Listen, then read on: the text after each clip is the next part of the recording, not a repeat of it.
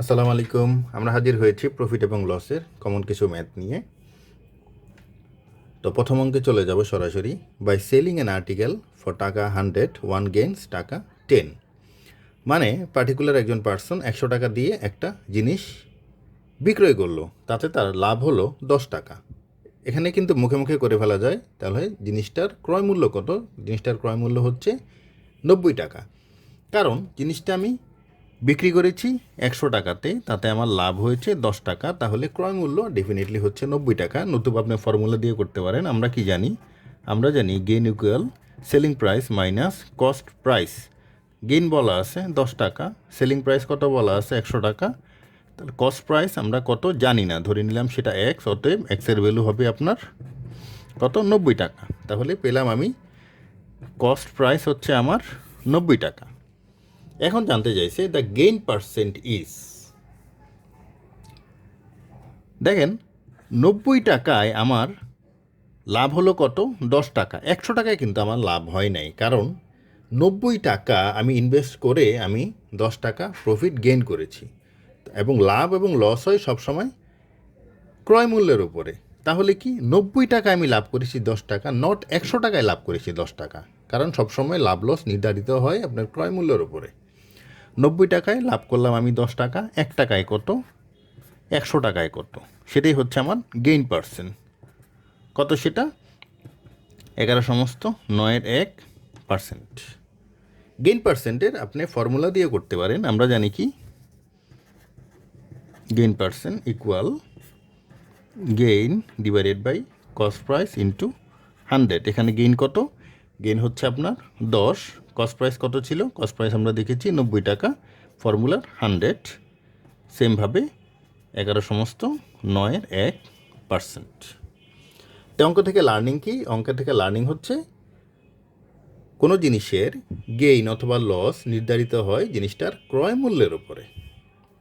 আমরা দেখলাম গেইন সবসময় হবে যদি selling price is greater than cost price হয়। ওকে, চলে যাব 2 নম্বর অঙ্কের মধ্যে। ওকে, তারপর 2 নম্বর অঙ্কটা, এ ট্রেডার buys eggs for টাকা m per dozen and sells them for টাকা m divided by 6 per piece। তাহলে আমার কস্ট প্রাইস কত? m per dozen, মানে 12টা ডিম আমি কিনলাম m টাকা দিয়ে, সেটা বিক্রি করলাম কত? সেলিং প্রাইস কত? m divided by 6 per piece। তাহলে কিন্তু জিনিসটা আমার ইকুইভ্যালেন্ট হলো না। সমান করার জন্য আমি এটাকে 12 দিয়ে গুণ দিয়ে দিলাম। 12টা আমি কিনলাম এবং 12টা আমি বিক্রি করলাম। একটার ভ্যালু আমার দেয়া আছে, 12টার ভ্যালু কত সেটা আমি বের করে ফেলবো। নতুবা দুইটা যেহেতু ইকুইভ্যালেন্ট না, আমি কাজ করতে পারবো না। কারণ কস্ট প্রাইস হচ্ছে আমার 12টার দেয়া আছে, আর সেল করার সময় একটার ভ্যালু দেয়া আছে। সো দুটো ইকুইভ্যালেন্ট না, দুইটা আমি কম্পেয়ার করতে পারবো না, আমি অঙ্কই কিন্তু করতে পারবো না। এই জন্য আমি 12 দিয়ে গুণ দিয়ে দিলাম। এখন দুইটা কিন্তু ভ্যালু আপনি কম্পেয়ার করতে পারবেন। 12টা আমি যে কোনো একটা পার্টিকুলার দামে ক্রয় করলাম এবং পার্টিকুলার দামে আমি 12টা বিক্রি করলাম। ইউনিট আমার সেম আছে, সো আমার কাজ করা এখন সুবিধা হবে। এখন তাহলে কত হয়? 2m। জিনিসটা আমি ক্রয় করলাম m টাকা দিয়ে, বিক্রি করলাম 2m টাকা দিয়ে। তাহলে তার প্রফিট কত? প্রফিট কিন্তু এখানে বুঝেই যাচ্ছে, প্রফিট হচ্ছে আমার 100%। একটা জিনিস আমি কিনলাম 1 টাকা দিয়ে, বিক্রি করলাম 2 টাকা দিয়ে। একই কথা, একটা জিনিস আমি কিনলাম m টাকা দিয়ে, বিক্রি করলাম 2m টাকা দিয়ে। তাহলে আমার প্রফিট কত? প্রফিট হচ্ছে আমার 100%। তো রিটার্নটা আমার হচ্ছে 100%।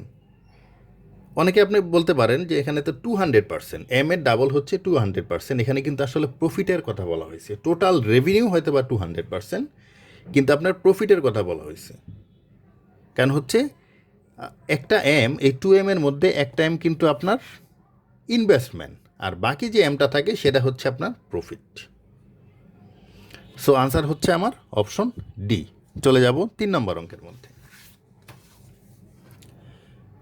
1500 টাকা দরে দুটি ছাগল বিক্রি করায় একটিতে 20% লাভ, অন্যটিতে 20% ক্ষতি হলো। মোটের ওপর শতকরা কত লাভ বা ক্ষতি হলো? এই টাইপের অঙ্ক কিন্তু হরহামেশা এসে থাকে। এই টাইপের অঙ্কের মধ্যে কখনোই কিন্তু লাভ হয় না, সবসময় লস হয়। জিনিসটার ফরম্যাটটা কি এই টাইপের অঙ্কের মধ্যে? যে কোনো দুইটা জিনিস বিক্রি করবে একটা নির্দিষ্ট দামে, একটাতে এত পার্সেন্ট লাভ হবে আর একটাতে সেম পার্সেন্ট ক্ষতি হবে। জানতে চাওয়া হবে শতকরা কত বা লাভ বা ক্ষতি হলো। তো এটার মধ্যে এই ধরনের অঙ্কের মধ্যে সবসময় ক্ষতি হয়। এই টাইপের অঙ্ক করার একটা ফরম্যাট রয়েছে, সেটা হচ্ছে কমন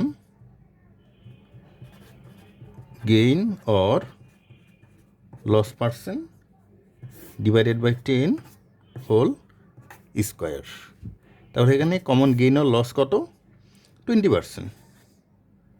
ফর্মুলা 10 হোল স্কোয়ার।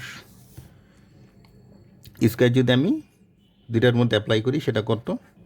200-এর উপরে স্কোয়ার দিলে হবে 400, 10-এর উপর স্কোয়ার দিলে হবে 100।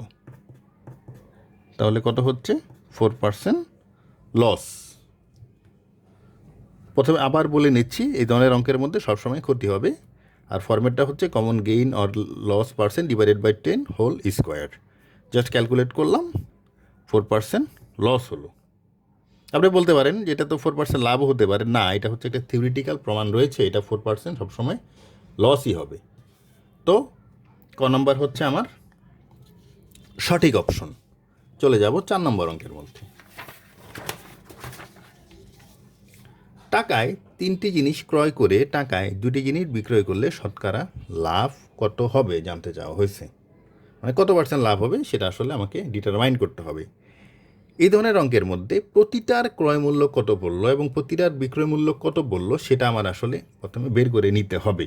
প্রথমে আমি লিখে ফেলি সিপি আর এসপির কী অবস্থা। CP stands for cost price and SP stands for selling price. তাহলে দেখেন 3টা জিনিস ক্রয় করে টাকায় 1 টাকায় 3টা জিনিস ক্রয় করে 3টা জিনিসের দাম আমার কত? 1 টাকা। তাহলে একটা জিনিসের দাম কত? 0.33। 0.33 কিন্তু আসলে এটার অ্যাপ্রক্সিমেট ভ্যালু, আসন্ন মান। হ্যাঁ, এটা কিন্তু আপনার 33 চলতেই থাকবে। তাহলে এবার দেখি সেলিং প্রাইস কত। 2টা জিনিসের বিক্রয় মূল্য হচ্ছে 1 টাকা, অতএব একটা জিনিসের বিক্রয় মূল্য কত আমার? 0.5 টাকা, মানে 50 পয়সা। এখান থেকে কিন্তু বোঝা যাচ্ছে আসলে আমার লাভ কতটুকু হলো। এই দুটার ডিফারেন্সই হচ্ছে আমার প্রফিট, কারণ আমি জানি profit equal selling price minus cost price. এখন দেখেন 0.33 টাকায় লাভ হলো আমার কত? এই দুটার ডিফারেন্স কত? এই দুটার ডিফারেন্স হচ্ছে আমার 17। তাহলে একে কতটুকু হবে? 0.33 100-তে কতটুকু হবে? 17 33-এর মধ্যে 2বার যায় না, কিন্তু এখানে যাবে, কারণ শুরুতে আমি বলে নিয়েছিলাম এটা হচ্ছে আসন্ন মান। তাহলে 17 33-এর মধ্যে 2বার যাবে, 2 100-এর মধ্যে যাবে 50 বার, তো 50%। তো প্রফিট কতটুকু আমার হলো? প্রফিট হলো আমার 50%। কারণ দেখেন আমি প্রতি একটার ভ্যালু ধরে নিলাম 0.33, 3টার ভ্যালু কিন্তু 100, কিন্তু এটা যদি আমি 3 দিয়ে গুণ দেই 0.99 কিন্তু হয়। হ্যাঁ, তা করার সুবিধার জন্য এটাকে আমি 33 ধরে নিলাম। তো ওই জায়গার থেকে কিন্তু এটা মিটিগেট হবে। তো 17 33-এর মধ্যে চলে যাবে 2বার। এজন্য সঠিক আনসার হচ্ছে আমার 50% লাভ হবে, মানে অপশন গ হচ্ছে আমার আনসার। চলে যাব 5 নম্বর অঙ্কের মধ্যে। A seller of pen was asking for such price that would enable him to offer 10% discount and still make a profit of 20% on cost. আচ্ছা, একটা সেলার, কিসের সেলার? পেন বিক্রি করে এরকম একজন সেলার। উনি এমনভাবে দামটা চায় 10% ডিসকাউন্টও যাতে দেয়া যায় এবং একই সাথে উনি যাতে 20% প্রফিটও গেইন করতে পারে, এরকমভাবে উনি দামটা চায়। কেমনভাবে দামটা চায়? এমনভাবে একটা কলমের দাম সেট করে যাতে 10% ডিসকাউন্ট দেওয়ার পরেও 20% ওনার প্রফিট হয়। এখন if the cost of the, আমি ফিগারগুলি একটু মার্ক আউট করে ফেলি। 20% প্রফিটও গেইন করতে হবে এবং 10% ডিসকাউন্টও দিতে হবে।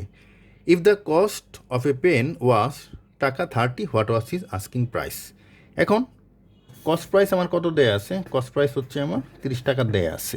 এত কিছু আমি যদি না বুঝি, মিনিমাম একটা জিনিস আমি বুঝি তার 20% কিন্তু প্রফিট গেইন করতেই হবে। Still make a profit 20% on cost, কস্টের উপরে তার 20% প্রফিট গেইন করতেই হবে। এবার সে দামটা যতই সেট করুক না কেন, হ্যাঁ, এটা তার হচ্ছে ফার্স্ট রিকোয়ারমেন্ট। ওকে, তাহলে তার সেলিং প্রাইস কত হবে? সেলিং প্রাইস 30-এর 120%, মানে আমি 20% বাড়িয়ে ধরবো। 30-এর 10% কত? 3, 20% কত? 6, তাহলে সেলিং প্রাইস কত হবে? 30 + 6 মানে হচ্ছে 36। মানে যাই ঘটুক না কেন সে 36 টাকায় কলমটা বিক্রি করবেই। কিন্তু তার মার্ক প্রাইস কত হবে, তার আস্কিং প্রাইস কত হবে, কাস্টমারের কাছে সে কত টাকা, কলমটা লিখিত মূল্য কত সে বলবে, রাইট? এখন দেখেন, a seller of a pen was asking for such a price that would enable him to offer 10% discount. মানে যে জিনিসটার দাম হচ্ছে আপনার, মানে মার্ক প্রাইস যদি আমার 100 টাকা হয়, সে বিক্রি করবে কয় টাকা? 90 টাকা, তাই না? 10% ডিসকাউন্ট দেওয়ার ফলে তার জিনিসটার দাম কত দাঁড়াবে? মার্ক প্রাইস যদি 100 টাকা হয়, ডিসকাউন্ট দিলে হবে 90 টাকা। এখন আমার টার্গেট কি? আমার টার্গেট হচ্ছে মার্ক প্রাইস কত সেটা ফাইনালি বের করা। এখন দেখেন, সেলিং প্রাইস যখন 90 টাকা, মার্ক প্রাইস তখন 100 টাকা। সেলিং প্রাইস যখন 1 টাকা, মার্ক প্রাইস তখন কত? সেলিং প্রাইস যখন 36 টাকা, মার্ক প্রাইস তখন কত? এটা যদি আমি বের করতে পারি, আমার অঙ্ক কিন্তু শেষ। তাহলে কি বললাম? সেলিং প্রাইস যখন 90 টাকা, মার্ক প্রাইস তখন কত? 100 টাকা। সেলিং প্রাইস যখন 1 টাকা, মার্ক প্রাইস কত? 100/90। তাহলে সেলিং প্রাইস যখন 36 টাকা, মার্ক প্রাইস কত? উপরে 36 গুণ হয়ে যাবে। তাহলে জিনিসটার মার্ক প্রাইস কত হবে? জিনিসটার মার্ক প্রাইস হবে আমার 40 টাকা। তাহলে অপশন সি হচ্ছে আমার আনসার। চলে যাব last one. By selling a watch for টাকা 1140, এ ম্যান লস কত? 5%। 1140 টাকায় যদি একটা জিনিস বিক্রি করা হয়, সে পার্টিকুলার বিক্রেতা 5% লস করে। In order to gain 5%, the watch must be sold for. এখন সে লস করতে চায় না, এখন সে 5% লাভ করতে চায়। তাহলে সে কত টাকায় জিনিসটা বিক্রি করবে? এই জিনিস বের করার জন্য প্রথমে আমার কি জানতে হবে? জিনিসটার ক্রয় মূল্য কত, সেটা কিন্তু আমাকে প্রথমে বের করতে হবে। দেখেন, ধরে নেই এটা যদি আপনি গতানুগতিক নিয়মে করেন একটু সময় বেশি লাগবে। আপনি একটা ভ্যালু ধরে নেন, মনে করি আমি সিপি কস্ট প্রাইস হচ্ছে আমার 100 টাকা, তাহলে 5% লসে বিক্রি করছে, তাহলে সেলিং প্রাইস কত? 95 টাকা। এখন দেখেন, এই 95 টাকা মানেই কিন্তু 1140 টাকা, তাই না? কারণ 5% লসে সে বিক্রি করছে। প্রশ্ন মতে কি কস্ট প্রাইস আমি ধরে নিলাম 100 টাকা, সেলিং প্রাইস হচ্ছে আমার 95 টাকা, তাহলে আমার প্রশ্ন মতে 95 মানে 1140, কারণ 5% আমি লস এখানে আমি অ্যাডজাস্ট করলাম। তাহলে কি 95 মানে হচ্ছে আমার 1140, 1 মানে কত? 100 মানে কত? 100 মানে কি? 100 মানে হচ্ছে সিপি। তাহলে কি 19 দিয়ে কাটা যাবে, 19 95 মধ্যে যাবে 5 বার, 19 যাবে কত? 100 মধ্যে যাবে 6 বার, 0 একটা, তাহলে কত হবে? 12, তার মানে হচ্ছে 1200। কস্ট প্রাইস কত সেটা কিন্তু আমি পেয়ে গিয়েছি। এখন অঙ্ক কিন্তু আমার শেষ না, আমার কাছে জানতে চাইছে in order to gain 5% the watch must be sold for. এখন আপনি ফর্মুলা দিয়ে আপনি এখন সেলিং প্রাইস বের করতে পারেন, সেটা কিন্তু সময়ের স্বল্পতা আপনার পরীক্ষার হলে রয়েছে, আপনার মুখে মুখে করতে হবে। এখন 1200 টাকার 5% আপনি যোগ করে দিবেন। 1200 টাকার 5% কত আমি জানি না, এটা কঠিন অঙ্ক আমার কাছে মনে হচ্ছে। 10% কত সেটা আমি জানি। 1200 টাকার 10% কত? 120। তাহলে 5% কত? তার অর্ধেক। 120-এর অর্ধেক হচ্ছে 60, তাহলে কত? 1200 + 60 হচ্ছে 1260, রাইট? সো আনসার হবে আমার অপশন ডি। কীভাবে? 1200 টাকার 5%, 1200-এর 5% হচ্ছে আপনার 60, অতএব 1200 + 60 হচ্ছে 1260। তো অপশন ডি হচ্ছে আমার আনসার। তো প্রফিট লস নিয়ে আমাদের আজকে ভিডিওর আলোচনা এতটুকুই ছিল। আমাদের সাথে থাকার জন্য অনেক ধন্যবাদ।